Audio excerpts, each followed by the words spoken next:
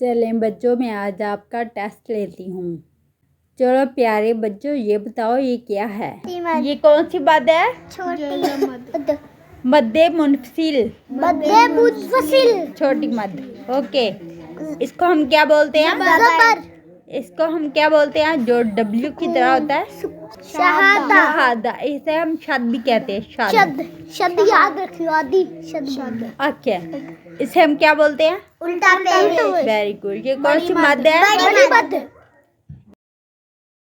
ये कौन सा, ये क्या है? खड़ा ज़बर। शाबाश। ये कौन सी? दो पेश। ये तनवीन है ना? कौन सी तनवीन है? दो जेर। ये क्या है? पेश।